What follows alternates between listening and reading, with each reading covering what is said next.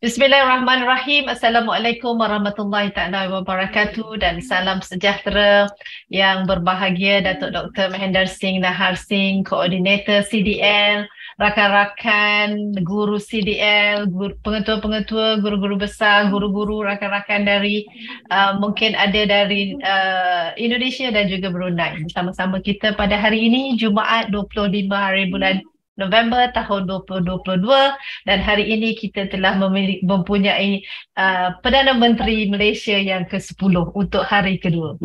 Baik, tuan-tuan dan puan-puan, seperti biasa kita tidak akan membuang waktu kita pada hari Jumaat dengan pengisian siri hands-on online session dan juga siri snippet reflect on, dan hari ini ialah minggu yang ke-66 kita ke udara dan insyaAllah kita akan seperti biasa bersama-sama dengan Datuk Dr. Mahendra Singh dengan tajuk pada hari Making It Happen, Your Idea? Question mark. Jadi dengan tidak membuang masa, saya persilakan Datuk untuk sesi pada hari ini. Dipersilakan. Terima kasih Dr. Zadina dan Tutor Raj akan bersama kita pada petang ini, dan kepada semua rakan-rakan yang dapat bersama pada petang Jumaat ini. Terima kasih kerana dapat bersama. Saya tahu dengan long weekend yang kita dapat sekarang kerana hari Isnin cuti, mungkin ada dalam perjalanan balik ke kampung. So kita, tajuk yang saya pilih untuk hari ini ialah Making It Happen. Dan kali pertama saya diperkenalkan pada tajuk ini adalah dalam tahun 94 bila kami disuruh buat satu assignment dan tajuk dia ialah Making It Happen.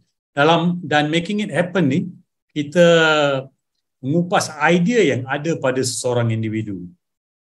Kita tahu bahawa seorang guru, seorang pentadbir, seorang staf sokongan dan mungkin even ibu bapa atau pemegang taruh yang lain, stakeholder, mempunyai idea. Dan idea ini kita boleh gunakan dengan cara yang terbaik untuk membawa sesuatu faedah kepada organisasi. Kalau kita lihat buku yang dipaparkan pada slide yang pertama ini, Making It Happen, Turn Your Good Ideas into Great Results. Kita boleh buat demikian dalam apa jua keadaan dan situasi, terpulang kepada bagaimana kita nak dapat mencungkil idea, dapat cara kita nak dapatkan idea daripada individu yang ada dalam organisasi kita atau daripada individu yang ada di luar sana. There are many ways to get ideas. So itulah tajuk saya, Making It Happen. Kita masuk ke slide yang kedua. So kita nak apa jua buah idea, apa jua idea dan buah fikiran yang ada pada pandangan seseorang individu. So saya jangka dalam organisasi, kalau bagi Dr. Zalina, semalam sempat pergi ke pejabat Dr. Zalina, JPWP Kuala Lumpur untuk bermesyuarat dengan pengarah dan Dr. Zalina dan rakan-rakan yang lain tentang sebuah program yang kita nak buat secara bersama. So kita, Dr. Zalina dalam organisasi seperti JPWP Kuala Lumpur maupun di PPD atau maupun di sekolah, kita boleh dapatkan idea dan buah fikiran daripada anak buah kita. So getting those ideas are important. Kadang-kala kita nak bottom up. Apa idea yang datang daripada bawah, daripada individu yang ada dalam organisasi kita.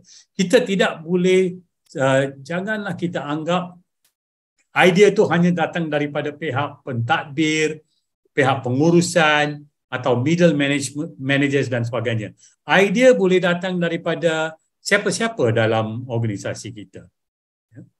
Dan di negara Jepun, satu daripada intipati dan kejayaan mereka ialah mereka menghargai idea daripada sesiapa saja dalam organisasi. They welcome. Anyone can share their ideas, dan kalau idea itu nampak macam boleh membawa manfaat kepada organisasi dan dipersetujui semua, diterima semua, maka idea itu akan mereka cuba laksanakan. So dalam making it happen ni, apakah beberapa soalan yang mungkin kita perlu jawab sebelum kita boleh membawa idea itu ke satu tahap yang lebih untuk kita brainstorm dan fikirkan bersama. Next slide please. Soalan pertama, apakah suatu idea anda yang tidak pernah dikongsikan? Because we are always shy. Kita kata, apalah idea saya ni, buat apa, mungkin tak akan diterima. Kita ada that negative attitude selalunya. Tapi kita kena fikirkan, never mind, let's try. Let me share my idea, mungkin akan diterima. Umpamanya, contoh idea, menyediakan tabung masa untuk guru yang masuk sekolah awal dan balik lewat kerana membimbing murid yang lemah atau untuk apa-apa sebab yang lain. Mereka boleh pada hari tertentu meninggalkan sekolah lebih awal jika perlu. Kerana tabung masa dia menunjukkan dia telah banyak clock in hours yang menjadikan tabung masa dia tu bertambah. Kalau saya nak lihat diri saya sendiri, masa bertugas dulu, setiap tahun kita dapat cuti 35 hari. Tapi bila dekat nak bersara tu, saya dapati saya hampir ada saya ingat di antara 150 hingga 200 hari cuti yang tidak pernah diambil. Dah masuk dalam golden handshake. Dah masuk dalam golden handshake, masih lagi ada banyak. Tabung, so my tabung was penuh. Tapi itulah kita anggap itu sebagai satu contribution kita. Satu yang kita beri balik kepada sistem. So, think of an idea. Kali pertama saya fikirkan bila saya menjawab soalan ni, idea saya pada masa itu ialah, bolehkah kita adakan sekolah dalam premis yang sama dengan IPG? Masa itu kita panggil maktab perguruan. Kerana kita nak gunakan idea bahawa kalau kita ada universiti di mana mereka melatih doktor perubatan, dan mereka selalu ada hospital bersama dengan universiti. Maka doktor yang mereka latih itu daripada tahun pertama lagi dah ada peluang pergi ke ward bersama dengan profesor mereka yang juga walaupun dia profesor dalam katakan bidang ortopedik, dia masih lagi melihat pesakit di ward. Dia masih lagi lihat pesakit luar, outpatient department. So, dia masih lagi menjadi pengamal dan masih lagi menjadi pengajar. So, bagi idea saya masa itu ialah kalau seorang pensyarah di IPG, dia masih lagi menjadi pensyarah tapi pada masa yang sama, dia juga boleh mengajar murid-murid. Maka dia tidak akan lari daripada arus perdana sebagai seorang guru dengan kaedah-kaedah yang terkini, dengan generasi yang berbeza, maka dia sentiasa akan bersama dengan PDP dan juga kurikulum dan juga budaya dan sebagainya. So that was my idea at that time. Dan bila saya lihat di negara Finland, di University of Oulu, mereka ada 3 buah sekolah dalam University of Oulu. Kepunyaan universiti itu sendiri. Dan guru mereka yang nak jadi guru akan sentiasa menjalankan latihan di sekolah-sekolah tersebut dalam persediaan sebelum mereka pergi untuk praktikum ke sekolah lain.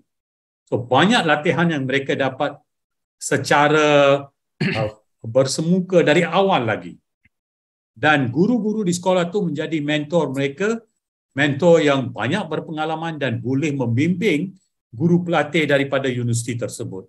Saya jangka ini satu idea yang tak semestinya kita hanya bila dah 2 tahun mengikuti pengajian di universiti atau di IPG, baru kita keluar untuk menjalankan praktikum.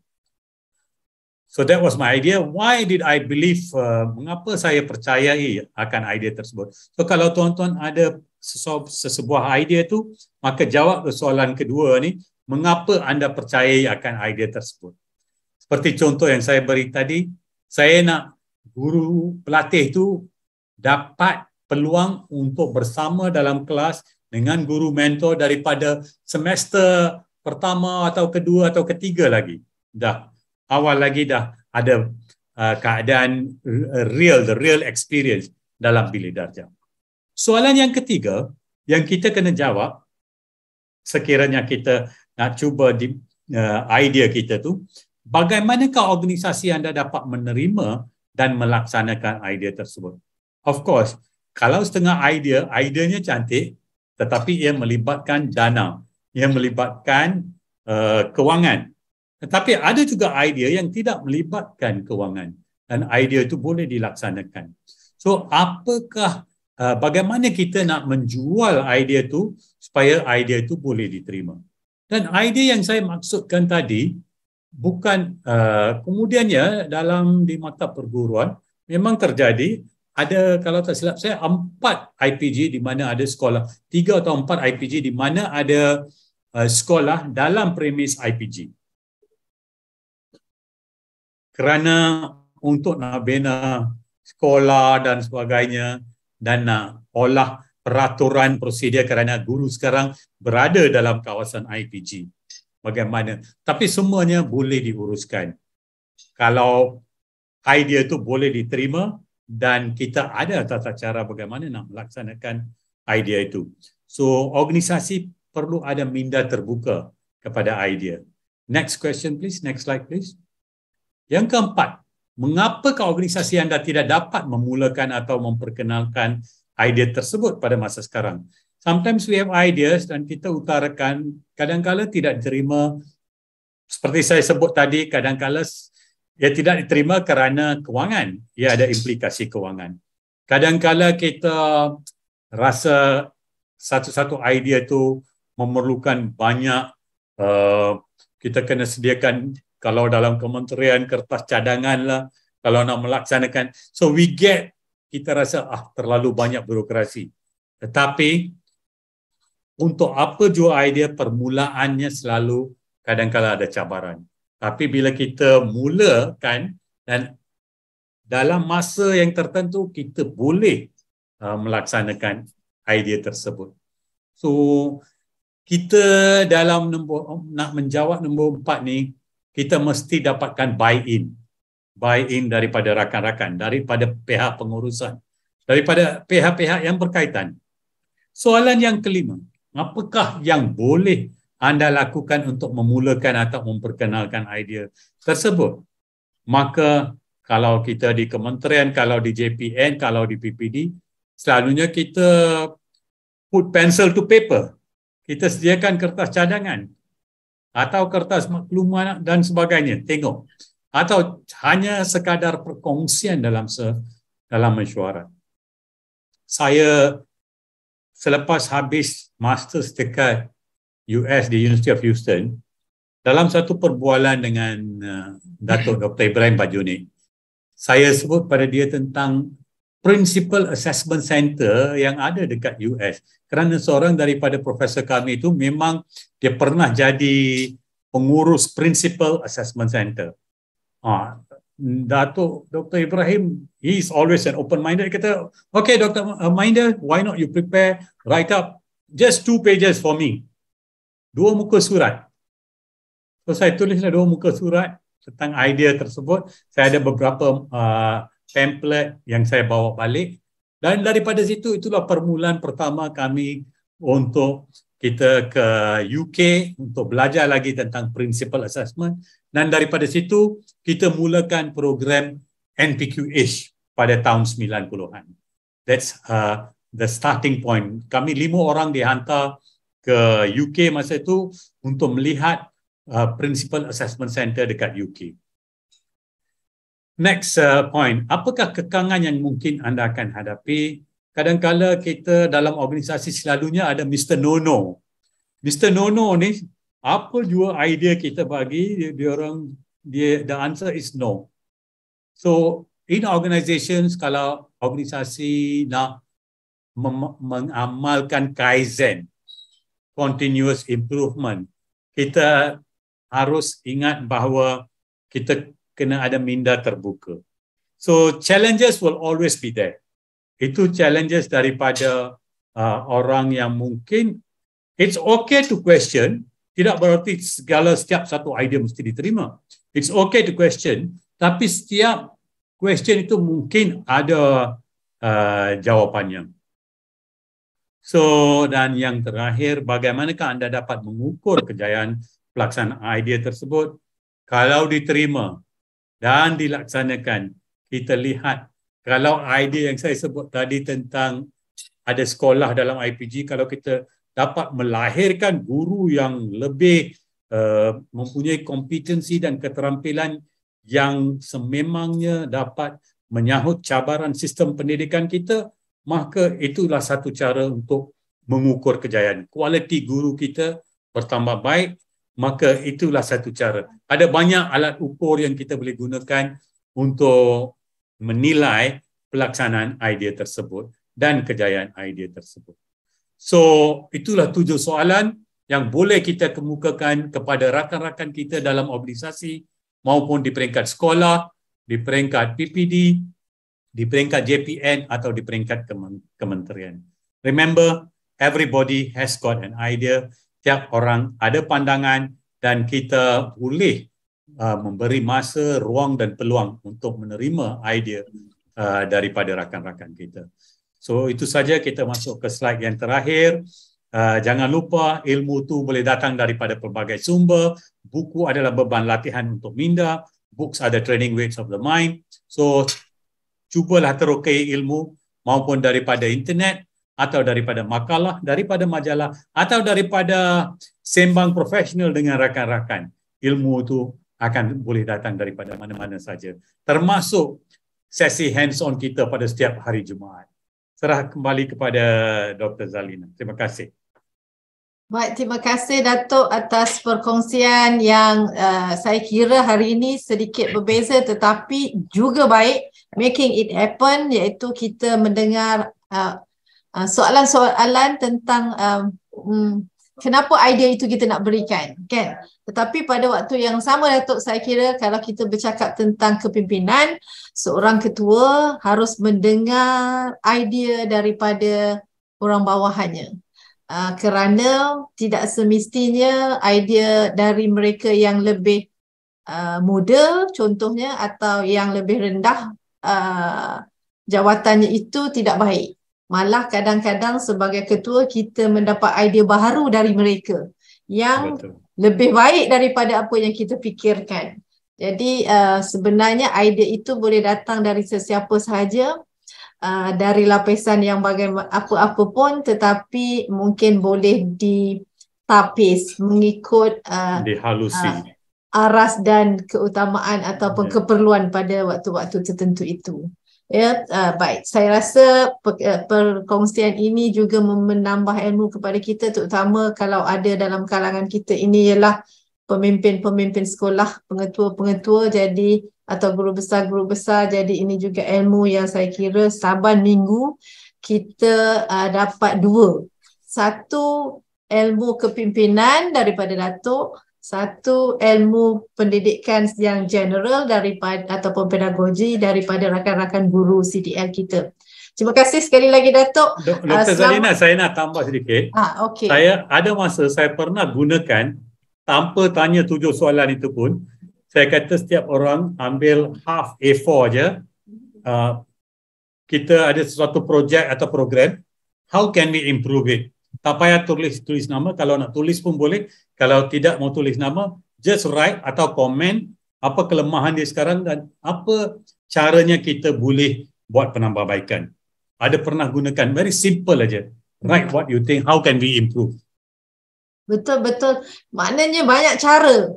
Selagi kita boleh berfikir secara kritis dan kreatif, maka kita boleh buat sesuatu itu dengan pelbagai cara yang lebih menarik dan memberi kesan yang baik. Ya Datuk. Baik, terima kasih kita ucapkan sekali lagi kepada Datuk Dr. Mahendra Singh atas perkongsian pada hari ini. Kita jumpa minggu depan dengan tajuk yang lain daripada Datuk, insya-Allah. Selamat berhujung minggu Datuk.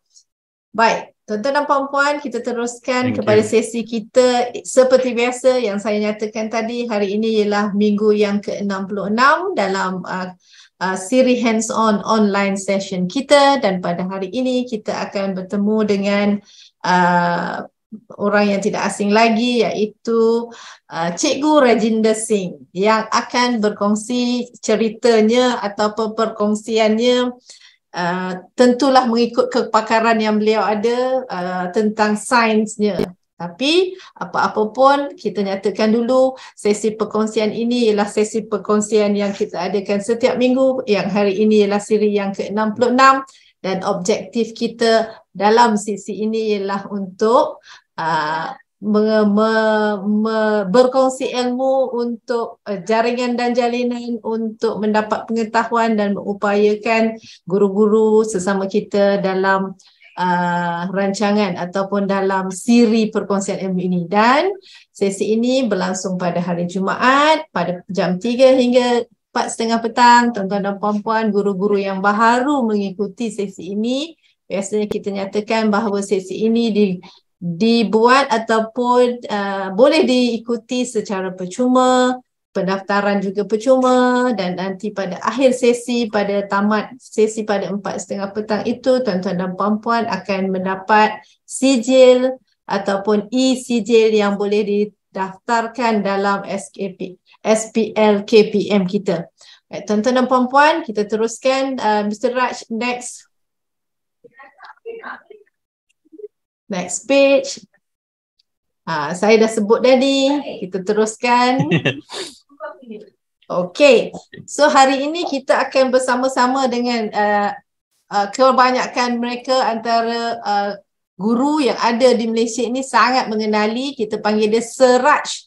Dan hari ini Sir Raj kita akan berkongsi dengan tajuk Becoming Explorers of Mathematics Through Technology.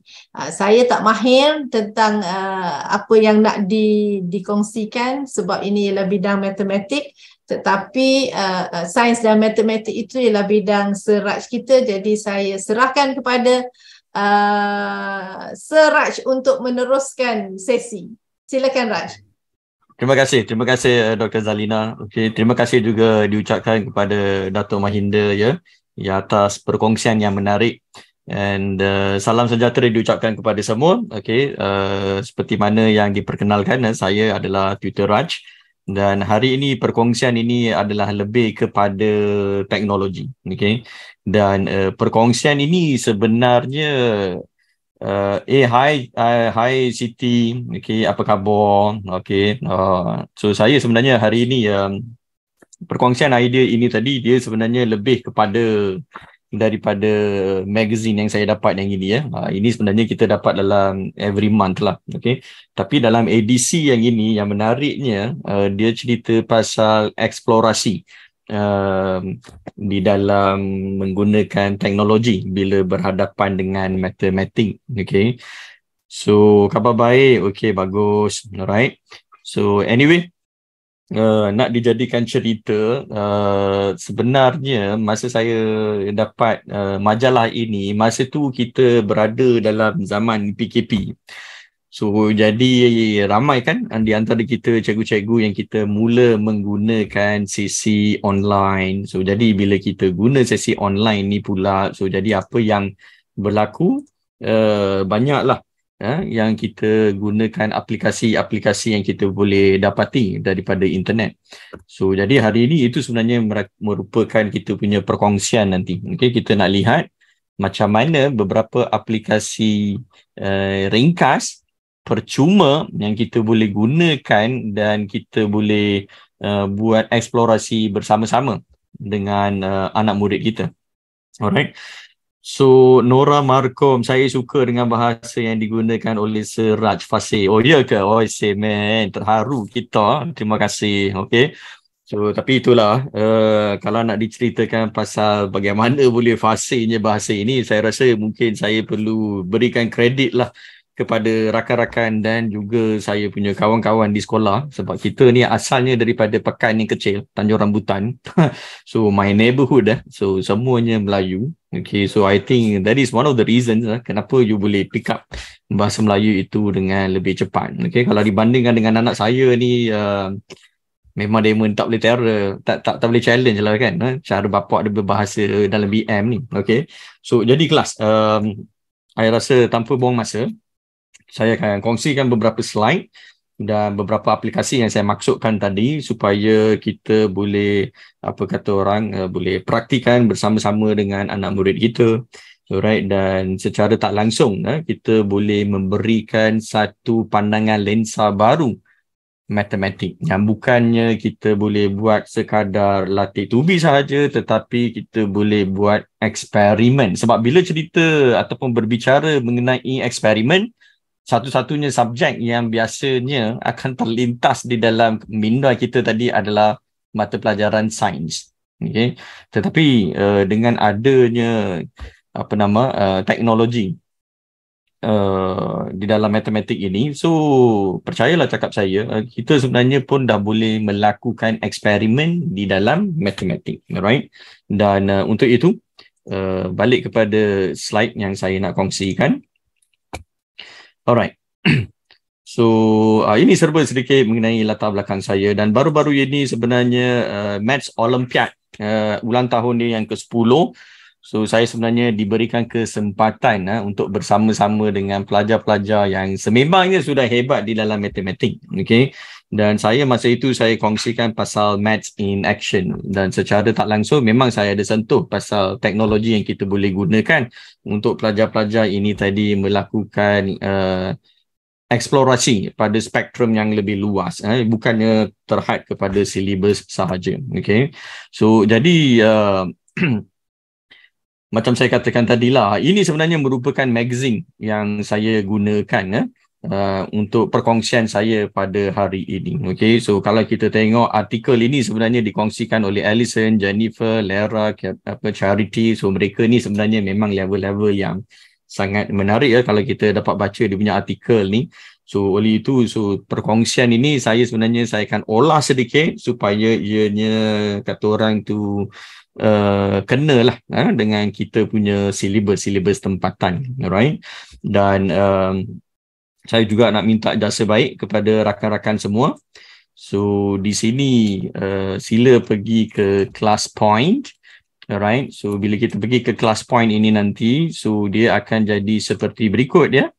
So di sini nanti, so apa yang para hadirin boleh lakukan tadi adalah kita akan masukkan class code kita. Okay.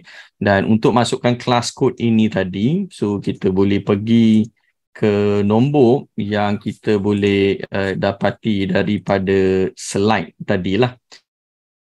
So let me check that again. Where is the presentation? This is the one. So nanti dia ada kod dekat hujung tu nanti. So kita akan gunakan kod itulah. So dan kodnya di sini adalah 42684. Okay. So if you have a handphone with you, or if you are using your desktop, so please key in your class code and your name, and then lepas tu kita boleh mulakan sesi ini nanti. So just key in.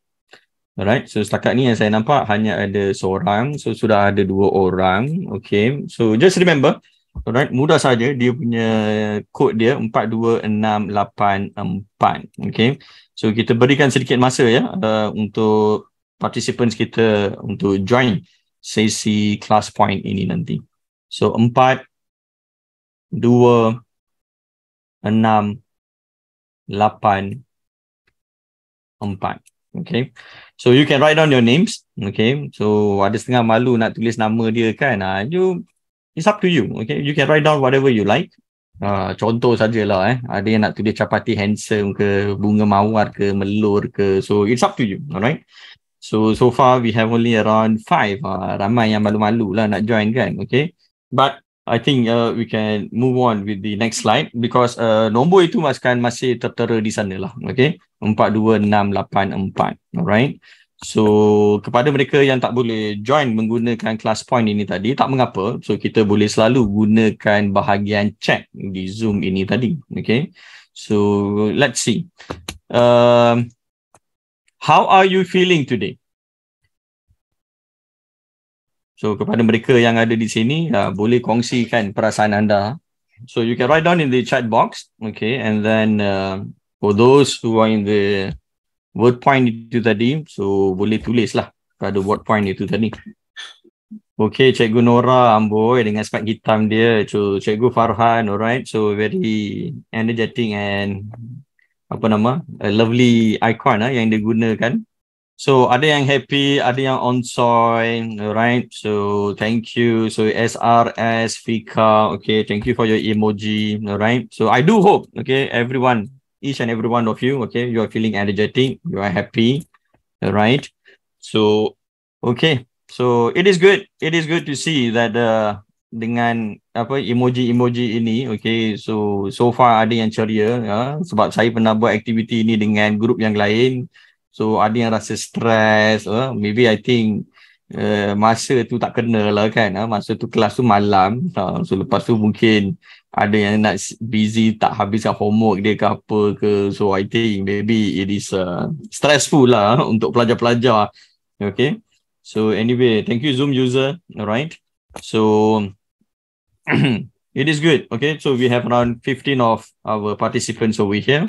So some of them are excited, right? So it is good. Some of you are happy. That's great. Okay. So I think, yeah, keep those comments rolling into this class point punya app. Ada ke siapa-siapa yang cuti? Yalah, cuti panjang ni kan. Hari Isnin cuti pula tu. So manalah tahu kan, ada yang balik kampung ke. So dia ambil kesempatan untuk ke sini dan ke sana, dan saya diberitahu sebenarnya ramai guru-guru kita ni, so edu influencer, so mereka ada gathering kan, so sebab itu mungkin kita boleh lihat kehadiran kita ni tak seperti sesi-sesi yang sebelum ini lah, alright. So anyway, thank you so much, alright, and then let's move on to the next slide. Okay, perhaps maybe you can give your feedback. So anda yang berada di sini adakah merupakan guru sekolah menengah, guru sekolah rendah, pelajar sekolah menengah ataupun pelajar sekolah rendah? Sebab saya masa sharekan link itu, so ada beberapa guru yang bagi tahu boleh ke anak kita join. So saya rasa sebenarnya tak ada masalah, okay, boleh saja, alright. So let's see how many of you are teachers from this primary or even secondary school, or maybe students from the primary and the secondary level. So far majority, kalau saya tengok dekat sini lah, okay, so nampak banyak yang sekolah menengah. So kenapa ada dua pelajar sekolah rendah, dua pilihan? Itulah dia sebab mungkin cikgu-cikgu ni minta anak demo join sekali, okay. So I think that is why you will see saya ada letakkan pilihan untuk pelajar juga, okay. But it is good, okay, basically kita boleh lihat lah kan daripada sini, so the status, okay. Alright, so now I think we can move on to the next slide. Alright, ada tak sesiapa di sini menggunakan aplikasi online ketika mengajar ataupun belajar masa sesi revisi bila buat matematik ataupun matematik tambahan? Anyone? Dua pilihan yang pelajar sekolah menengah, should I choose C or D? I say, man, I'm very sorry, that's an error there tadi kan, tapi it doesn't matter lah, as long you are a pelajar, okay.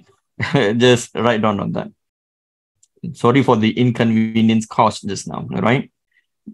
So siapa yang pernah menggunakan aplikasi, okay. So ada yang yes, okay, ada yang kata pernah gunakan Desmos. So it is good. I mean, to tell you frankly, saya sebenarnya memang sangat banyak menggunakan Desmos. Okay.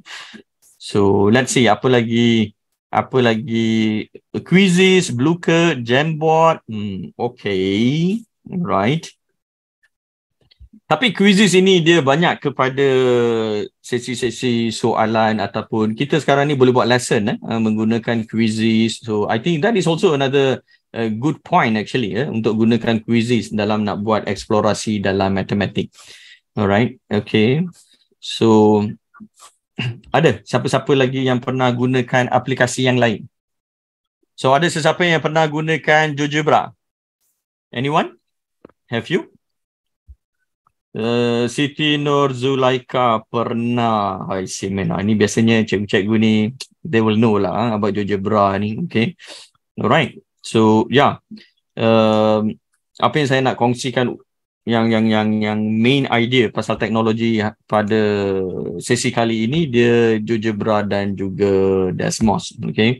So masing-masing ada dia punya advantages. Okay. So I think I can just close the submissions. Okay, masa pun tamat. Alright, so that's good.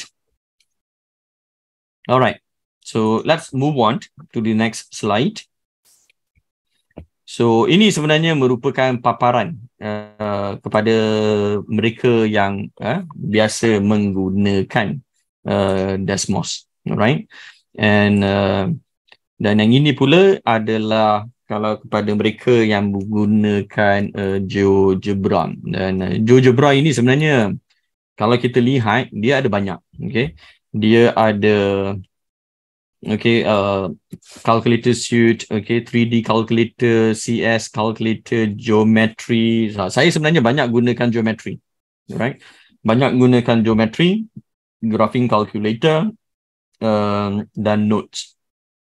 GeoGebra Classic ini sebenarnya dia boleh kita gabungkan graphing calculator dan geometry tadi but then I prefer to use this separately, okay, because I don't know why. Okay, it is just that I just love to use geometry and graphing calculator and not the GeoGebra Classic. Okay, I'm not a teacher, I'm your student Zulaika. Ya ke lah, hai Zulaika. I ingatkan cikgu. Okay, so sebab saya pun memang ada seorang cikgu kenalan bernama Siti Nur Zulaika. Okay, so anyway, nice to have you here. Alright, so yeah, okay, so these are the things yang kita boleh gunakan. Okay, and apa yang menarik, okay, bila kita gunakan aplikasi yang percuma ini tadi, so ada beberapa lukisan menarik yang boleh dihasilkan menggunakan Desmos. Okay, so siapa tahu sebelum ini yang memang Desmos ini kita boleh gunakan untuk hasilkan seni. Okay, so this is actually one of the students, bukan saya yang buat, ini saya ambil daripada kata orang apa, what do you call that, ini sebenarnya adalah lukisan yang dibuat oleh Desmos. Dia adakan pertandingan arts.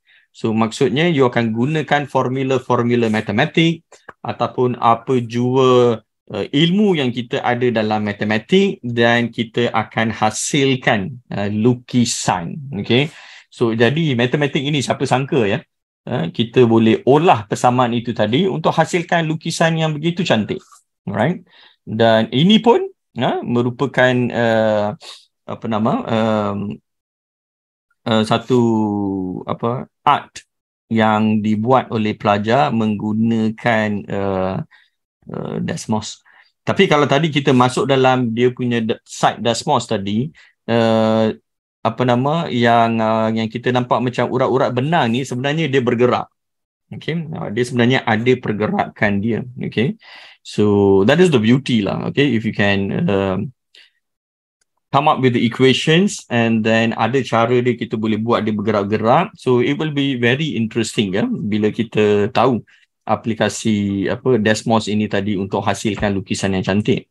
Alright, and ini tadi GeoGebra, and I think this one I did around 2 years ago, if I'm not mistaken. Wait a minute, I think last year saya pun tak begitu pasti sekarang bila sebenarnya saya buat bendera ini menggunakan GeoGebra. Okay. Tapi bendera yang sama juga saya ada cuba buat menggunakan Desmos. Cumanya dalam Desmos saya ada masalah nak create bulan sabit dan juga bintang yang dengan bucu 14 ini tadi. Okay, so that is very challenging. Okay, Hanafi, salam sejahtera. Okay, welcome. And this is what exactly you can do. So macam mana nak buat, macam mana kita nak hasilkan. So I think I will do some simple sharing with all of you nanti. Okay, and maybe after this you can go to the Desmos and then you boleh masukkan beberapa persamaan nanti. So saya akan createkan template itu nanti, and then you just explore and you see for yourself, okay, apakah perubahan-perubahan yang boleh berlaku kepada graf-graf yang mungkin you all boleh hasilkan nanti. Alright, and this is it. Okay, ada beberapa perkara menarik yang kita boleh hasilkan menggunakan Desmos ataupun GeoGebra. Okay, so it is interesting class, seriously. Alright, and so dekat sini, for those who can type dekat bahagian chat Zoom tadi, boleh type di sana. Tetapi mereka yang ada dalam kelas point itu tadi, so boleh berikan pendapat anda mengenai algebra. Okay, so just write down whatever you think about algebra. Ada yang rasa senang ke, ada yang rasa susah ke, ada yang rasa senang tapi kadang-kadang ada kalanya rasa susah. So please write down your comment. Sebab kalau dibuat dengan pelajar-pelajar sebelum ini, ada yang akan rasakan ianya satu topik yang menarik, ada yang akan rasakan algebra ini satu topik yang sangat abstrak, yang macam membuatkan mereka lebih pening sebab ianya tidak melibatkan nombor, kan? Dia banyak kepada sebutan-sebutan X, Y, Z dan semua-semua tu. So pelajar-pelajar sering rasakan ini sebenarnya satu topik yang sering mengelirukan. Okay? Tetapi di sini sebenarnya apa yang saya nak sharekan di sini tadi adalah depends on the understanding. It's so easy, sometimes hard, but I found it interesting. Okay, so menarik tetapi sukar. Okay, yeah, I mean I agree with all your feedbacks over here. Okay, sometimes it is hard, sometimes it is easy. I had experienced it, but once you understand, it is quite interesting and not so hard. Okay, so yes, I agree with whatever you have said. Okay, even when I was a student, bila saya merupakan seorang pelajar pun, saya memang selalu merasakan algebra ini adalah something yang it doesn't make sense actually. Why we are learning algebra? Kenapalah belajar algebra XYZ ni semua ni? Tak pernah sebab ini belajar di sini. I see. Why ngai? Okay. So, tapi tak apa. Kita akan lihat. Dan saya sebenarnya nak bawa kata orang anda semua. Okay. Melihat. Okay. Kita nak lihat algebra ini tadi dengan menggunakan GeoGebra Notes class. Okay, so now I just want to know how many of you pernah guna GeoGebra Notes. Kalau pernah, tolong typekan A. Kalau tak pernah, tolong typekan B di bahagian Zoom. Okay, tapi kepada mereka yang berada dalam class point ini tadi, so you can always give your feedback. Alright, so kepada yang pernah dan kepada yang tak pernah. Okay, so class, what is your answer? Siapa yang pernah dan siapa yang tak pernah menggunakan GeoGebra Notes? Kalau saya lihat pada Zoom, B from iPhone, Abdul Halim B, Eli tak pernah, Harshini B, Nur Azima, SRS, Fika, Y Ngai B, Encik Jo B, Cikgu Farhan Maths B. Nampak? Kelas. Ramai juga yang sebenarnya tak pernah gunakan GeoGebra Notes. Okay. Now, We still have few feedbacks here from Nur Liza, okay, dan Ranita pun tak pernah menggunakan GeoGebra Notes, okay. So I find this is very interesting, okay. Sangat menarik lah, kenapa? Sebab GeoGebra Notes ini dia kalau you tanya saya lah, seronok ke guna GeoGebra Notes ni? Okay, so jawapan dia memang seronok. Okay, dan nak menunjukkan betapa seronoknya menggunakan GeoGebra ini tadi untuk kita explore algebra. So kelas, this is what I am going to do with you. So jadi saya sebenarnya apa yang saya nak buat, kenapa saya punya mouse tak bergerak ni? Okay, so, jadi kalau kita tadi masuk dekat pakcik Google and then kita key in GeoGebra, okay. So, first, carian yang kita dapat itu kalau kita key in kat dia sana kan, kita akan dapat yang inilah GeoGebra. So, kalau diperhatikan di sini sebenarnya saya sudah login, okay. Dan login ini kita boleh gunakan email, macam saya gunakan Gmail. So, you masukkan and then that's it. It's fun and ready for us to use. Okay, dan dalam GeoGebra ini tadi, so kita ada macam-macam yang kita boleh gunakan, tetapi untuk kita nak lihat kepada algebra ini tadi, so saya galakkan kita gunakan GeoGebra Notes. Okay, yang lain pun boleh, tetapi saya sarankan, I strongly suggest you to use GeoGebra Notes. Okay, kelas. So, apa kata kita masuk GeoGebra Notes. So, dekat sini kalau kita klik, okay, when you click on that GeoGebra Notes ini tadi, so kita akan pergi ke sini. Okay. Tapi yang ini saya buka sebelum itu tadi adalah GeoGebra Geometry. Okay. Tapi cumanya nak tunjukkan tadi, kalau tadi kita tekan Notes, dia akan keluar yang GeoGebra Notes. Alright.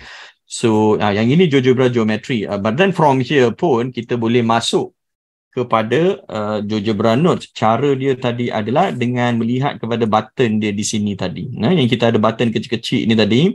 So, kalau kita tekan di sana, dia ada macam-macam lah yang kita boleh masuknya tadi kan.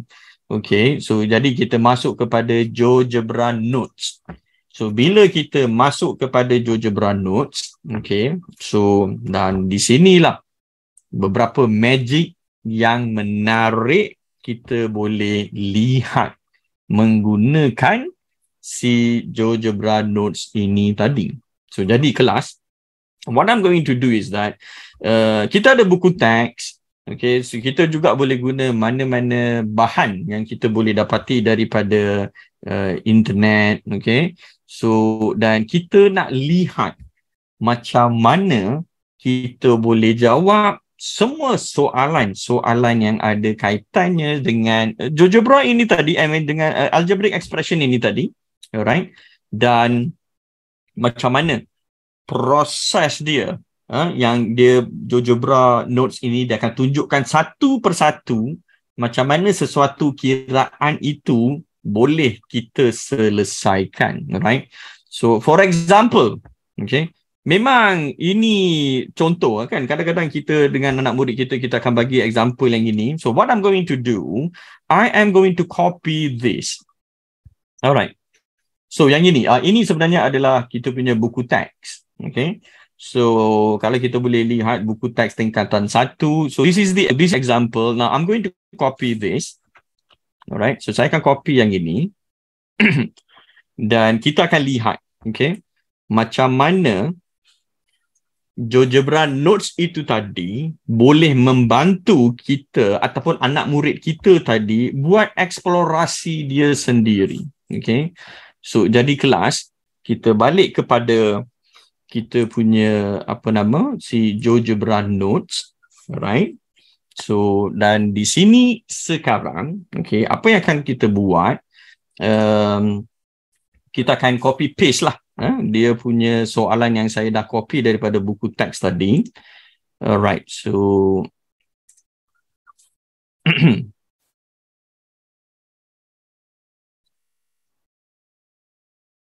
okay, so ini inilah soalan dia. Okay. Dan memang ia sebenarnya sangat mudah. Okay. Tapi kita nak tunjukkan penggunaan teknologi ini tadi. Dan apa yang menarik kelas, X ini dalam soalan ini diberikan 3. Y ini tadi diberikan 2. Tapi macam mana kalau tadi X kita jadikan 2 dan Y kita jadikan 3? So semua variables ini nanti nilai-nilai dia kita boleh tukarkan. Kita boleh bagi tahu dekat anak murid, kalaulah X tadi 5, Y-nya 10, berapakah jawapan yang you akan dapat? So bahagian kiraan dia akan buat.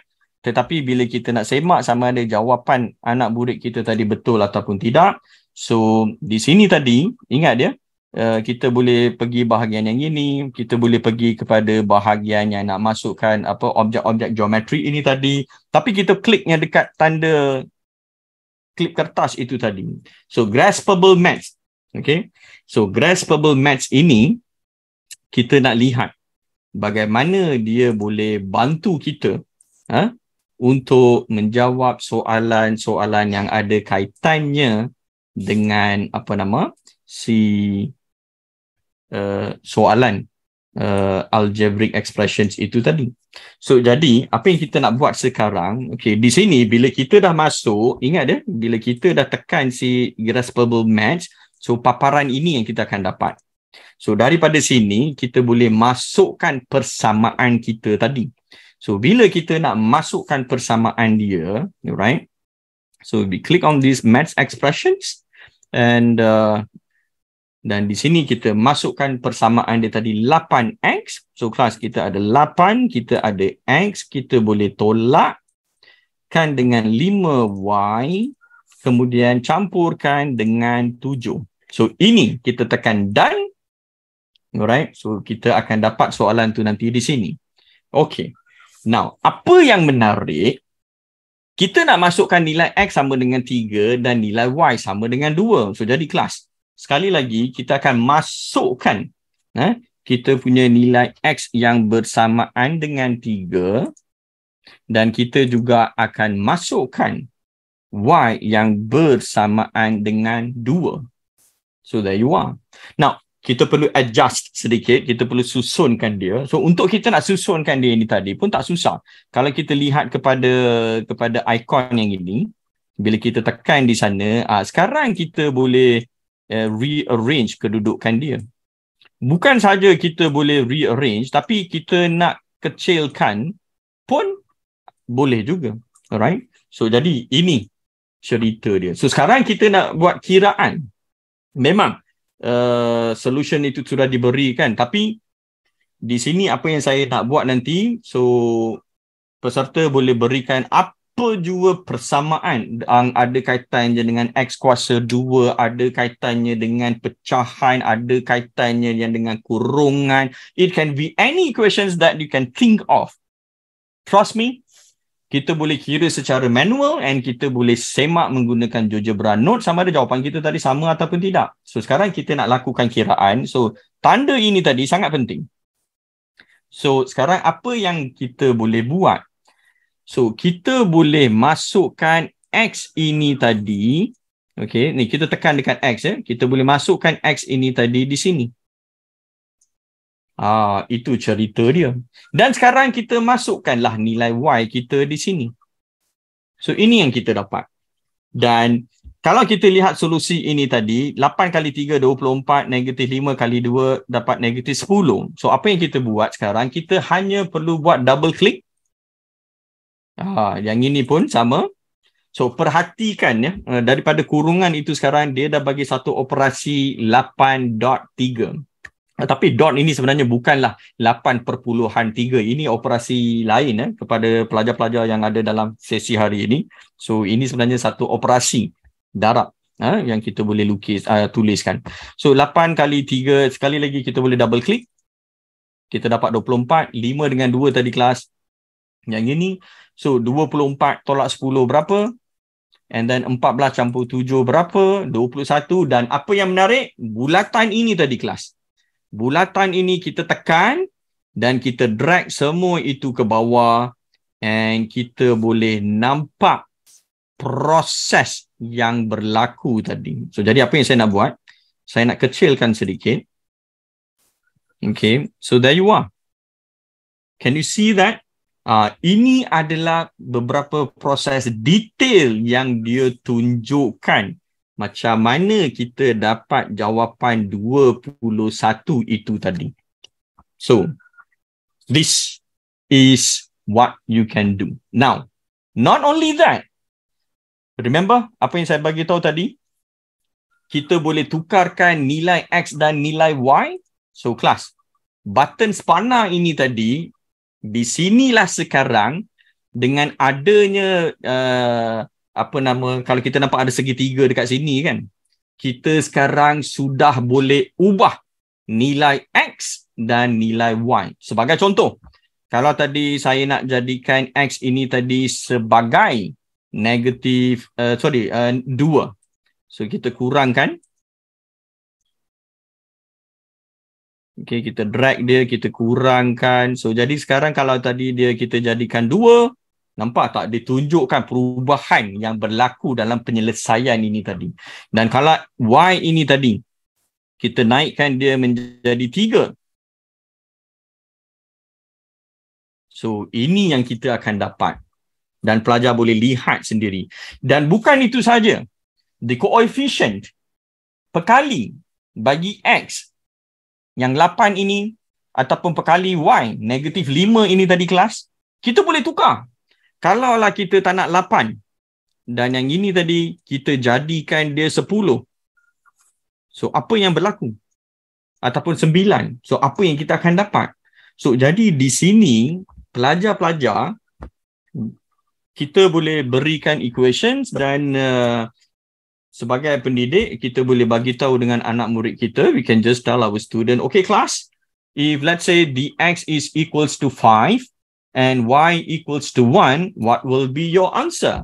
So, bila mereka dah kira, so tugas kita mudah sahaja.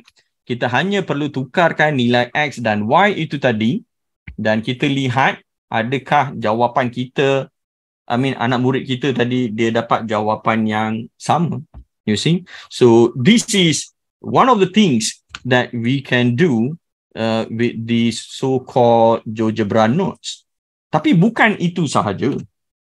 It is not confined to only nak buat benda-benda kiraan begini. Tak. Dia ada macam-macam yang kita boleh buat lagi. So sebagai contoh, alright? For example, so kita pergi balik dekat clip ini tadi. We go to the graspable match, alright?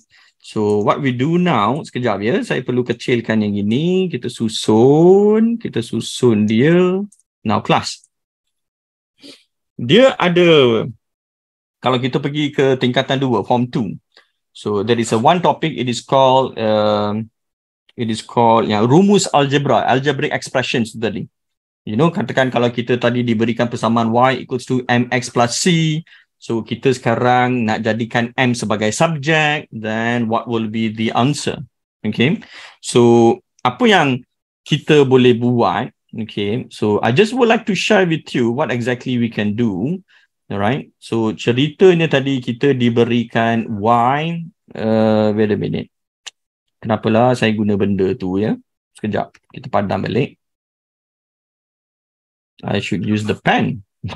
Okay, so class, soalan dia tadi adalah Y equals to MX plus C. Apa yang kita nak? Kita nak jadikan M sebagai subject. So class, how can your GeoGebra notes help you to find what is M? So, jadi kelas. Let's see. Okay. So, let's see how we can tackle benda yang ini tadi. Alright. So, alright. Kita pergi balik.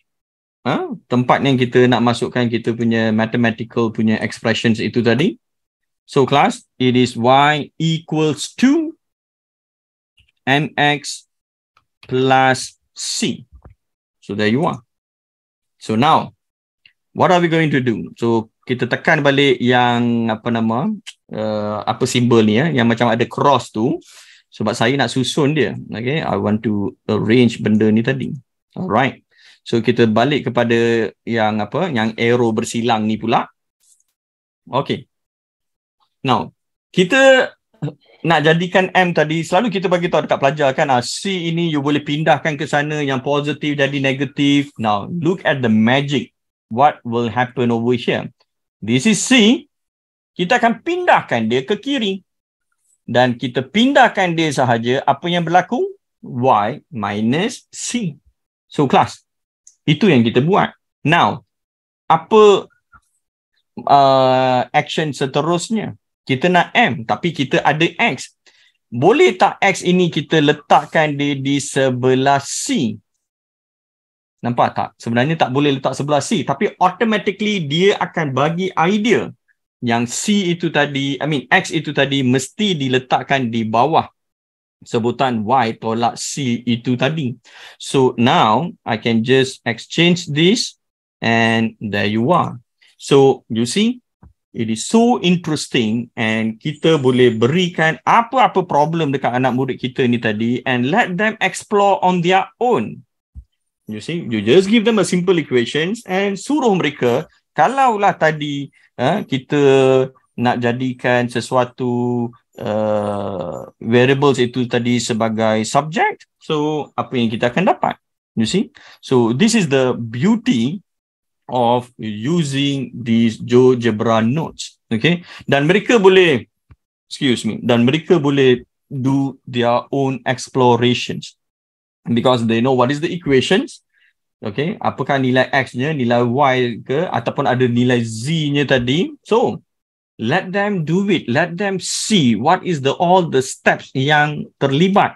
Memanglah ada yang akan bagi tahu, kenapalah GeoGebra ni panjang sangat jalan kerja dia. Tak adalah panjang mana. Cumanya dia menterperincikan macam mana dapatnya 18, macam mana dapatnya 15. Okay? Dan proses itu tadi, dia buat satu per satu. Okay? So that is why this is very interesting. Especially kalau kita yang mengajar, what is the basic problem here? Integers. You see, yang ada nombor positif, ada nombor negatif. Y3 minus with negative 3. Jawapan dia tadi, kenapa jadi 6? Kenapa negatif itu jadi campur? So all this, even kadang-kadang kita berikan soalan-soalan yang melibatkan proses BODMAS.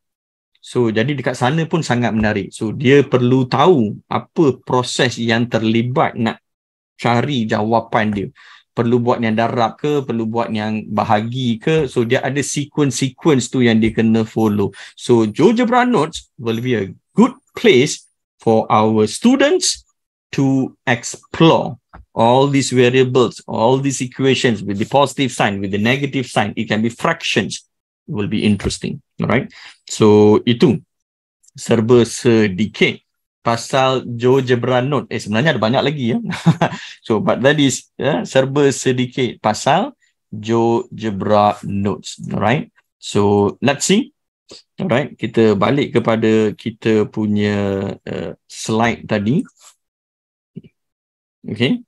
So, so there you are. Alright, so tak pernah guna GeoGebra nodes kan? Sekarang kita pun dah nampak ya macam mana Graspable Maths ini sangat membantu. Of course, dia ada banyak lagi lah, mind map, web, and then kita ada yang GeoGebra itu tersendiri yang kita boleh embed it in this GeoGebra nodes. Alright, there's so many things that we can do. Now, so class, what exactly do you think about GeoGebra nodes? Okay, so please share with me your answer. What do you think? What do you think about GeoGebra nodes? So those who are here, like we have Ranita, Norliza, Cikgu Farhan, Siti. Interesting and easy to use. Now that is from the class point, Norliza, Ali kan. Dia bagi tahu. And then kepada siapa yang berada dalam Zoom ni, alright. Boleh komen dekat bahagian Zoom tu tadi.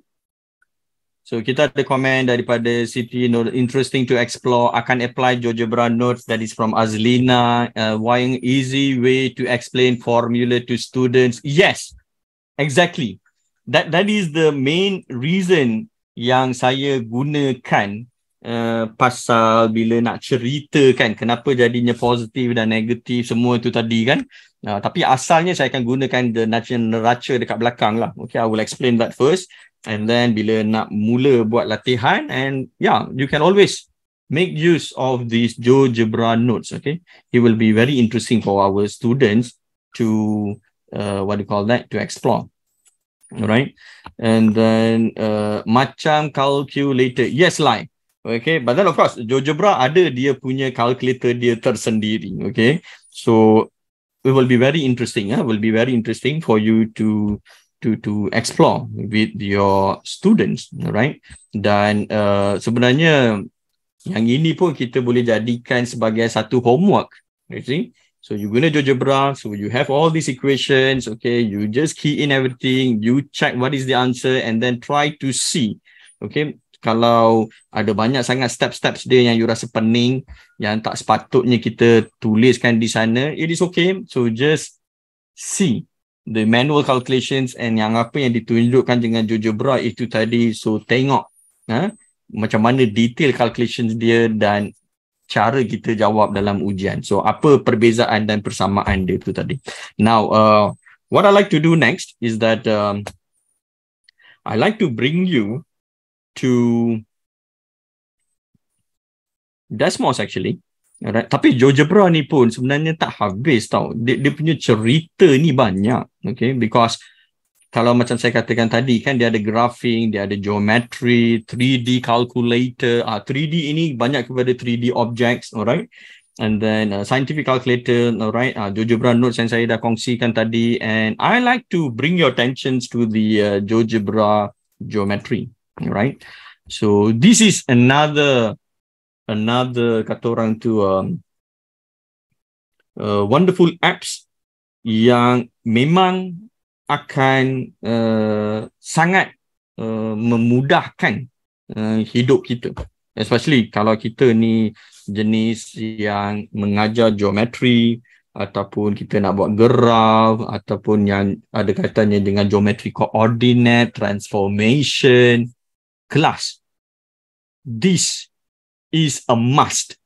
Okay, saya dulu banyak lukis atas kertas, okay, potong segitiga, potong bulatan dan semua ini. Tapi menggunakan benda ini tadi, eksplorasi dia, kalau tadi kita je lah tak ada bahan-bahan yang kita boleh berikan kepada anak murid, so penggunaan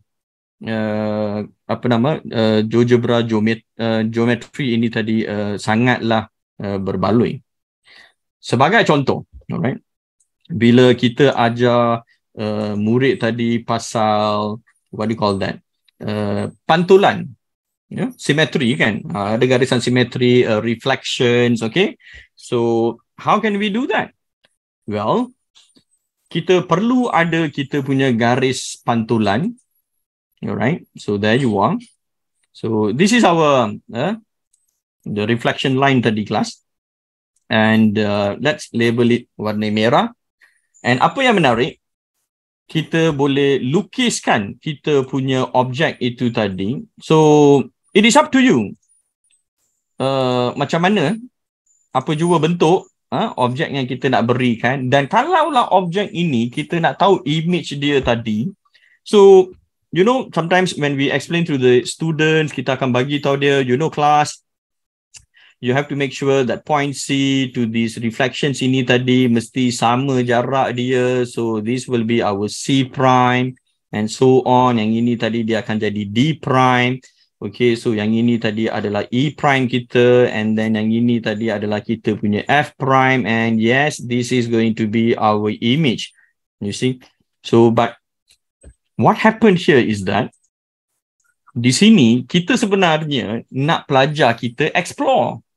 Apa yang akan berlaku kalau garisan AB ini tadi tiba-tiba kita jadikan dia seperti berikut? Kelas, what will happen then? Kan? So, macam mana kita nak explain? Macam mana gambar raja tadi itu akan bertukar? So, macam mana kalau gambar raja ini tadi kita jadikan begini? macam mana kalau yang ini tadi kita bawa ke sana. So macam mana perubahan-perubahan ini akan affect kita punya image. So this is something that I found very interesting for students to explore. Alright. So what can we do? Daripada sini tadi, we can always go to the yang reflect about line itu tadi. Alright. So bila kita tekan di sini, dia dah bagi dah apa yang kita perlu buat. Again, you can see, select the object to reflect and then the line of reflection. So this is my object and I nak reflectkan dia, nak pantulkan dia pada garisan AB. There you are. Kita dah dapat kita punya image dengan begitu mudah. You see? Such a beautiful apps. Kan? And not only that, kalau tadi ini saya pergi letak dia di sini, nampak tak? Dia ikut sekali. Kalau ini tadi saya letak di sini, yang ini tadi saya letak dia di sini. So, it will show you simultaneously dia punya semua perubahan-perubahan untuk student nak explore sendiri. Now, what is interesting here? Apabila garisan ini tadi, kita letakkan dia di sini. Can you see that? What is going on here? And what happened if garisan kita tadi sekarang dia diagonal begini? So, that is why benda-benda ini tadi sangatlah menarik. Dan bukan itu saja. Kita juga boleh bagi tahu bahawa jarak C kepada garisan pantulan ini dan juga jarak C prime kepada C pantulan itu tadi, dia mesti sama. So how are we going to prove that? Well, just go, let them explore. You can draw the segment, kita sambungkan C kepada C prime. Adakah jarak ini tadi sama? Well, we have to find out. And how are we going to find out? So, kita boleh pergi kepada points, kita cari intersection garisan C kepada C prime, kepada garisan pantulan ini tadi. So, there you are. Kita ada G. So, maksudnya apa kelas? CG dengan GC prime ini tadi, jarak dia mesti sama. So, kelas, what can we do? Well, distance. Kalau kita ambil CG dan kita ambil C kepada G ini tadi, C prime ini, dia sama. Dan tak kira lah kalau ini tadi kita letak di mana pun, dia akan sentiasa sama. Dan bukan itu sahaja. Ada lagi satu syarat yang sangat penting. Garisan ini tadi, dia mesti perpendicular kepada kita punya garisan pantulan. Betul ke dia sebenarnya 90 darjah? Well, we can prove to our students. There you are. Doesn't matter. Whatever you do, it has to be always perpendicular. All right. So this is another things, regardless of you gerakkan dia begini, nak bertindihkan dia. So nampak tak? It should be always 90 degree. Tak kira lah di mana pun kita nak letakkan kita punya si objek ini tadi, alright, ataupun kita nak ubah kita punya garisan si pantulan itu tadi. Okay, so these are the things that I always believe that once we have explained to our students, alright, and then let them explore, alright, let them explore, or maybe to make it more interesting, apa yang kita boleh buat dengan pelajar tadi adalah suruh mereka berikan koordinat objek itu tadi, D, E, F. Berikan objek, and kita boleh berikan dia punya, kata orang apa, dia punya garisan pantulan itu tadi, and let them explore. And then see whether apa yang diorang akan kira secara manual dan apa yang diorang dapat daripada GeoGebra ini tadi sama ataupun tidak. Alright. So this is one of the things which I find it very useful, okay, in for the kids to explore. Alright. Dan kalau tadi kita boleh siapkan template awal-awal, kita boleh tanya kepada anak murid itu tadi kan, apa conjecture yang diorang boleh buat berdasarkan kepada jarak C kepada G, C kepada G, C prime kepada tu tadi kan, F kepada, mungkin kita boleh tarik lagi satu point di sini, and then F prime kepada point yang sama di sini.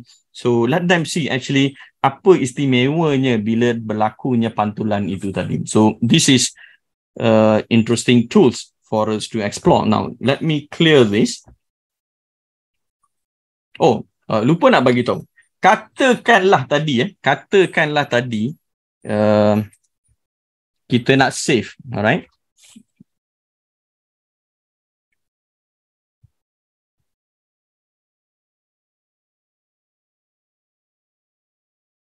So, katakan kita nak save.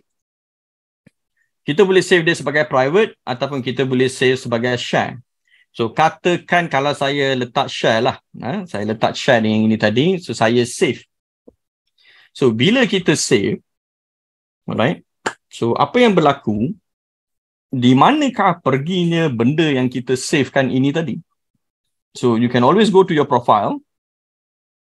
Wait a minute. My profile should be here.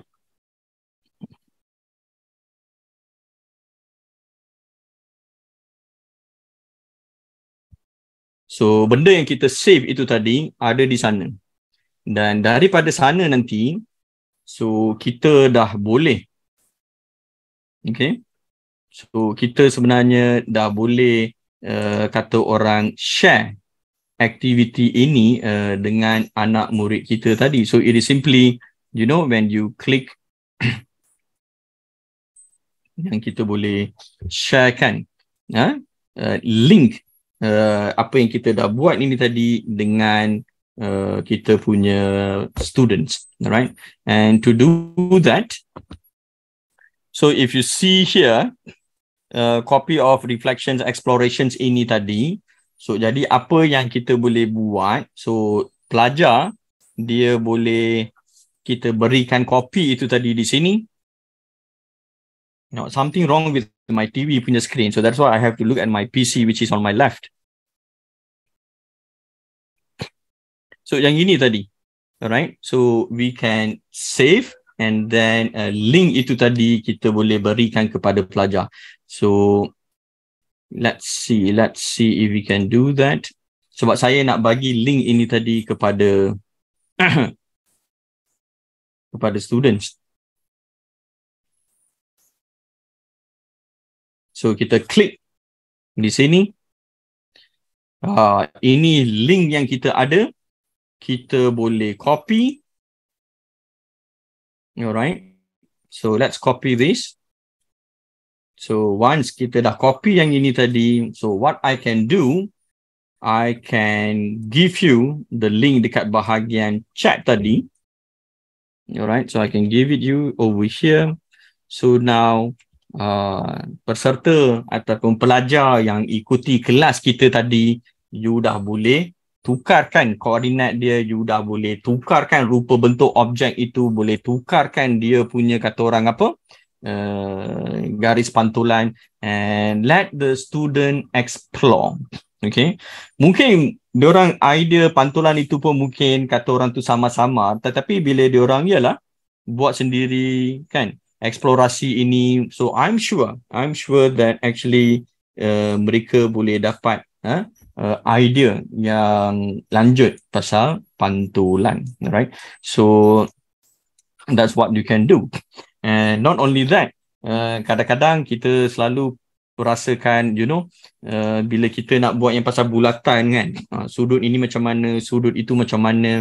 So actually ada banyak yang pasal geometri ini tadi. Kalau kita lihat kepada bulatan, so katakanlah pusat bulatan tadi di sini, and then kita nak masukkan radius. So ada siapa-siapa yang nak berikan berapa radius yang nak gunakan di sini. I will help masukkan nilai radius itu tadi, and then after that we will explore. So anyone, would you like to give me your radius? So komen yang pertama itu nanti saya akan gunakan jawapan kamu dan saya akan masukkan nilai radius dia tadi. So Azlina ke, Siti, Line, okay. What is the radius yang you nak untuk bulatan ni? Jejari ya. Alright, Syafinatun dia minta 5. So jadi kelas. Kita ada 5. Alright. So, now bulatan ini kita boleh cari dia punya perimeter, kita boleh cari dia punya luas dan macam-macam lagi kita boleh buat. Okay. And actually bukan itu misi saya lah. Misi saya sebenarnya adalah nak tunjukkan point on object. Okay. Kalaulah tadi kita boleh ambil beberapa titik di sini. Okay. Kita boleh ambil beberapa titik di sana and ada attendance tak? Sebenarnya ada. Okay, attendance itu ada and siapa yang isikan attendance itu tadi memang akan diberikan CJ lah nanti ya. Okay, so itu kita biasanya akan berikan pada sesi di akhir sebelum nak tangkap gambar. Alright, so jadi kelas. Let's see what we can do over here. Kalaulah tadi kita boleh cantumkan garisan-garisan ini.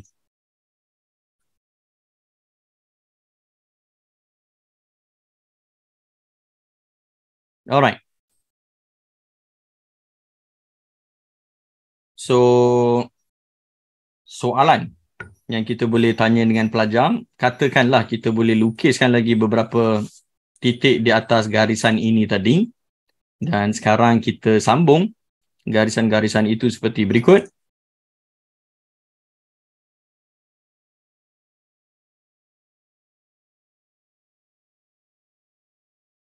Alright.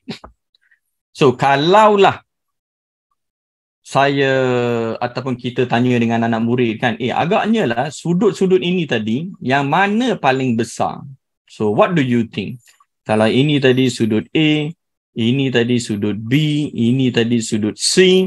So, yang mana besar dan yang mana kecil? So, let the student guess. But what is interesting, pelajar dia akan terkejut kalau tadi dia boleh gerakkan titik-titik ini tadi, dia akan dapati dianya sama. Yang ini pun sama. So jadi mereka ini tadi kalau kita boleh tindihkan semuanya, hello, all of them is going to give you the same angle. So this is what is interesting for them to explore on their own. So, boleh tak kita semak dia punya sudut? So kita boleh pilih 3 titik. Yang ini dan juga E. Kita dapat 83.49 ataupun tadi kita boleh pilih saja garisan ini dan juga garisan di sini. Kita akan dapat yang sama. So you see, mereka ini tadi semuanya sama. And kalau kita tanya pelajar tadi, apa yang kita boleh buat supaya sudut ini tadi boleh berubah? Apakah titik yang perlu kita ubahkan di sini? So let them explore.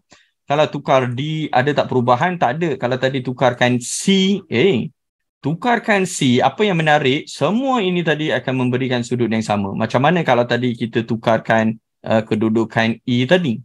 You see that? So let them explore on their own, right? So this is the beauty that I see that the students have whenever they use this GeoGebra geometry, right?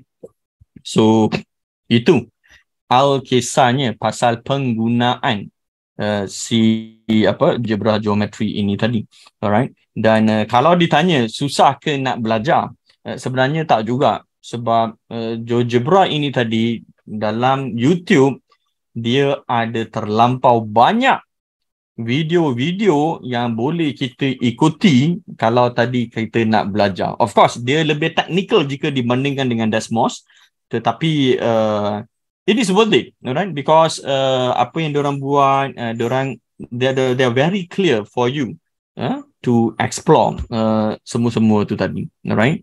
And actually, if ever you have a time, you can even explore on your own, right? And then see for yourself, okay, the beauty of GeoGebra, okay? Now, before we can even move on,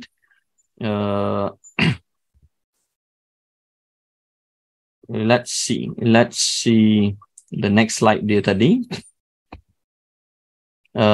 What is the one point lessons yang cikgu-cikgu ataupun anak murid tadi yang ada join sesi ini, apa one point lesson yang you all boleh dapati daripada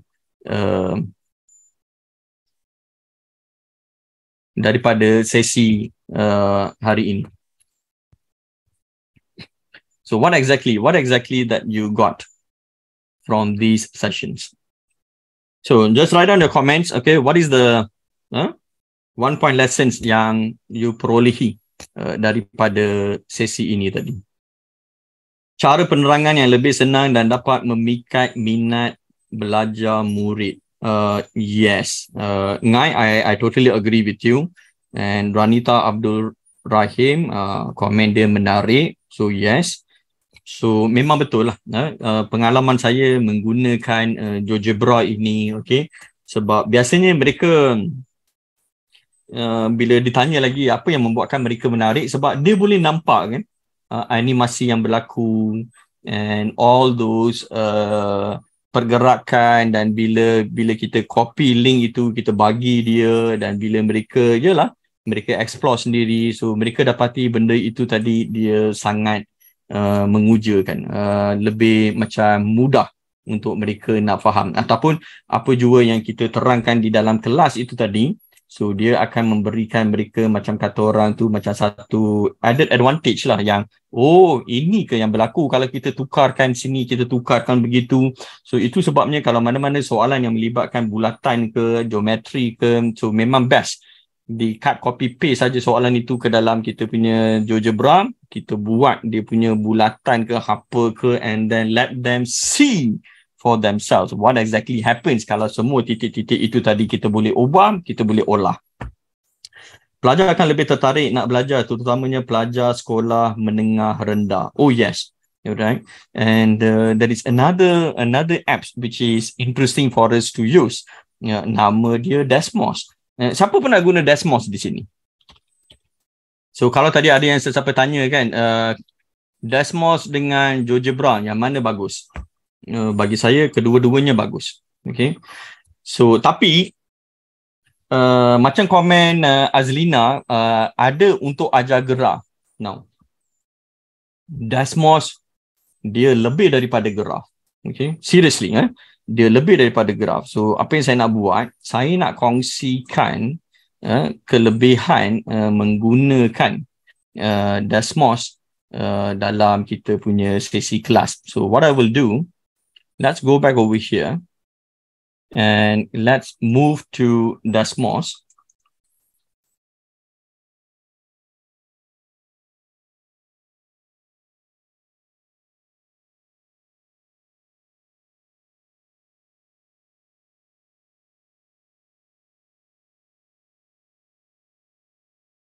Dan memang tak dinafikan, Desmos ini selalunya kita gunakan untuk graf sahaja. Okay, but then what I like to share with all of you is that for the students especially and for the teachers, right, kalau kita dah boleh buat satu template untuk anak murid kita, so apa yang mereka boleh buat seterusnya adalah gunakan template itu. Diorang boleh tukarlah apa-apa jua variables yang mereka suka, and then dia boleh lihat sendiri bagaimana perubahan-perubahan yang dilakukan itu tadi. Okay, macam mana kesan dia terhadap mungkin graf ke, ataupun dot plot ke, ataupun apa jua lah soalan-soalan yang pernah kita berikan. So kalau saya lihatkan kepada kita punya statistics, okay, so ini sebenarnya soalan daripada buku. Okay, so diberikan data yang ini tadi. So mean dia berapa, kan, variance dia berapa, standard deviation dia berapa. So sebenarnya benda-benda ini tadi semuanya kita boleh gunakan Desmos. You see? Dan apa yang menarik, bayangkan kalau semua data-data ini tadi kita gandakan dia. Maksudnya 5 tadi kita jadikan 10, 7 jadikan 14, 8 dan 16, ini 16, ini 10. So apakah perubahan kepada mean, variance dan standard deviation dia tadi? Adakah dia akan sama ataupun berbeza? Apa yang akan berlaku kepada dia punya quartile? So interquartile dia nanti macam mana? So all this actually we can do it, alright, using Desmos. Not only that, apart from doing that, actually another things that we can do with the student is, kalau saya nak kongsikan, yang kepada mereka yang saya ada tunjukkan, saya buat bendera menggunakan apa nama, GeoGebra. Yang ini saya punya projek yang tergendala. Okay, so projek ini tergendala sebab nak buat bintang itu tadi, kita perlukan beberapa persamaan. So actually apa yang berlaku di sini tadi, untuk jalur, ini adalah persamaan-persamaan yang terlibat tadi kan. Untuk yang warna kan dia pula, so saya sebenarnya gunakan polygon, okay, and then dia ada macam-macam lah ya, untuk kita nak dapatkan dia punya lukisan itu tadi kan. So di sinilah kalau nak buat bulan sabit itu pula tadi, apakah persamaan yang terlibat. Macam B ini tadi 10. Apa yang akan berlaku kepada bintang bulan sabit ini tadi, kelas? Kalau B itu tadi kita tukarkan nilai dia. Can you see what is going on here? So this is very interesting. It is part of the circle actually. Okay. And what happened kalau tadi C itu kita tukarkan nilai dia? Nampak? So jadi so di sini. Okay. So this is the explorations lah yang students boleh buat. Alright. And yang ini semua memang kita perlukan pengetahuan lah terlebih dahulu. Okay. But then even if you tell them explore on your own, tak kira lah apa pun persamaan yang diberikan. Sebagai contoh, kalaulah tadi saya nak berikan satu file yang ini,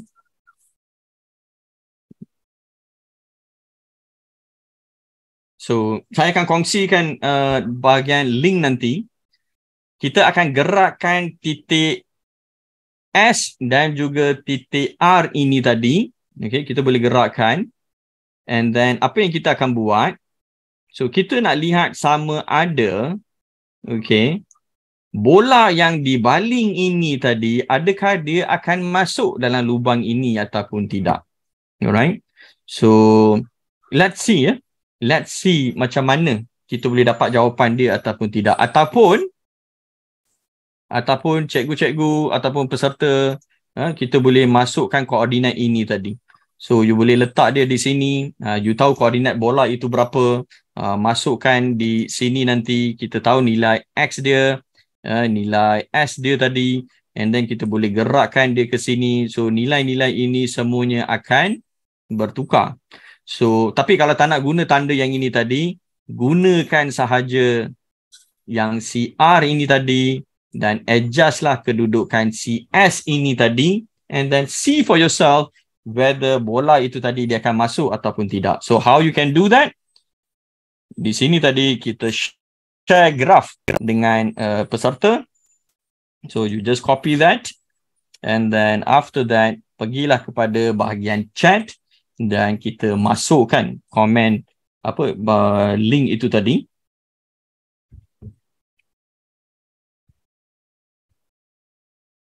So kepada mereka yang dapat link ini tadi, so maybe you can share with me sama ada bola ini tadi yang dibaling, adakah dia akan masuk dalam gelung ataupun tidak.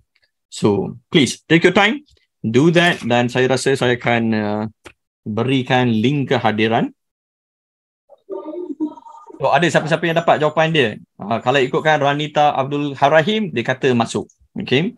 So let's see. Okay. And anyway, saya berikan link kepada forms kehadiran and feedback pasal sesi ini tadi. Alright. So you can please kindly fill up that. And kalau kita lihatkan kepada kedudukan S dan R ini tadi, so let's say di sana kita letak, and yang R ini tadi kita boleh adjust dia di sini. So kelas kita boleh dapati yang memang bola ini tadi dia akan masuk. Tapi bukan itu saja. Sebenarnya kita juga boleh cari persamaan yang mewakili si kuadratik ini tadi. Okay. So dekat sana kita boleh buat regressions ataupun kita boleh guna yang koordinat warna kuning ini tadi. Okay. Kita cari beberapa koordinat dan kita boleh cari koefisien bagi kita punya si kuadratik itu tadi. Sebab umum dia ax square plus bx plus c. So pelajar-pelajar nanti dia boleh lah cari nilai A, B, C. Okay. So ini sebenarnya soalan-soalan macam ni kalau buat untuk pemodelan matematik sangat menarik. Right? So yeah, I hope you all can fill up the attendance form itu tadi and give the feedbacks. Right? And saya dengan ini akan tamatkan sesi. Okay. Dan saya akan pass the floor back to Dr. Zalina. And andai kata sepanjang sesi perkongsian ini tadi ada salah dan silap, saya mohon maaf. And kepada mereka yang berminat nanti nak tahu dengan lebih lanjut penggunaan Desmos dan GeoGebra itu tadi kelas, okay, you can always contact me. And then hopefully we can have one special sessions untuk cerita dengan lebih lanjut. Thank you semua. Terima kasih kita ucapkan kepada Sir Rajinder Singh yang mempunyai kemahiran dalam bidang matematik yang sangat hebat, yang boleh menggunakan bahasa Melayu dan versi-versi yang pelbagai. Saya rasa itu sangat menarik sebab bukan mudah, tetapi saya tahu Sir Raj ini orang Ipoh, jadi bersekolah dan juga duduk di sekitar kawasan orang-orang Melayu, sebab tu dia cakap dengan bahasa Melayu dengan baik. Jadi Yes. ya, jadi kita ucapkan jutaan terima kasih. Hari ini saya dengar Desmos lah yang pelbagai ceritanya yang pada awal tadi dah menarik dah dengan gambar-gambar yang boleh digunakan rupanya dengan menggunakan matematik. Saya ni sebab bukan orang matematik Raj, jadi saya menarik tengok tetapi banyak yang tak faham. Walau bagaimanapun saya sangat yakin kepada guru-guru yang mengajarkan mata pelajaran matematik sangat tertarik sebab boleh membantu mereka dalam usaha nak mengajar pada murid-murid. You pun dah offer tadi, sesiapa yang berminat boleh menghubungi Mr. Rajinder secara PM tepi. Jadi Yes. boleh saja diteruskan sebab ilmu yang ada pada beliau amat hebat. Untuk rakan-rakan guru yang tak biasa lagi dengan Sir Raj ini, beliau ialah sebenarnya lulusan kejuruteraan, orang yang sangat hebat. Sebelum ini ialah seorang engineer tetapi kecenderungan untuk mengajar matematik itu lebih tinggi. Jadilah dia Tutor Raj. Kat belakang tu ada tulisan Tutor Raj. Terima kasih sekali lagi kita ucapkan kepada Raj dan semoga apa yang kita timba ataupun dapat hari ini memberi manfaat kepada tuan-tuan dan puan-puan, guru-guru yang ada di Malaysia ni. Dan kita juga dah sediakan link untuk kehadiran supaya tuan-tuan dan puan-puan boleh mendapat e-sijil yang boleh didaftarkan dalam SPL KPM. Mana-mana sekolah atau tuan-tuan dan puan-puan yang masih belum cukup mata kredit 42 dan juga mata kredit bukan mata kredit 5 hari atau 7 hari khusus itu, ini salah satu cara untuk membolehkan tuan-tuan dan puan-puan, cikgu dapat menambahkan mata kredit tersebut. Baik, untuk minggu depan kita akan bersama-sama dengan saya sendiri dan juga rakan saya, Puan Ong Lee Chu, untuk sesi perkongsian yang melibatkan tentang literasi. Kenapa tak boleh keluar tu? Okey, ini tajuk saya, tajuk kami pada minggu hadapan, PK #BM Kreativiti dan Inovasi Pemacu Peningkatan Literasi Asas. Sebab saya kata tadi, saya respect dengan Sir Raj, dia boleh berbahasa Melayu dengan baik. Dan minggu depan kita akan bercakap tentang bagaimana nak membantu anak-anak kita dari sekolah SJK dan SK sendiri supaya mereka boleh mendapat boleh berliterate, boleh bertutur, menulis, membaca dengan baik. Walaupun kita tahu pada hari ini kita ada research yang menunjukkan jumlahnya sangat tinggi dalam kalangan anak-anak kita yang di sekolah, walaupun dah habis sampai 6 tahun di sekolah rendah tapi masih belum boleh berbahasa Melayu, especially terutamanya, dan menulis sekali tak boleh.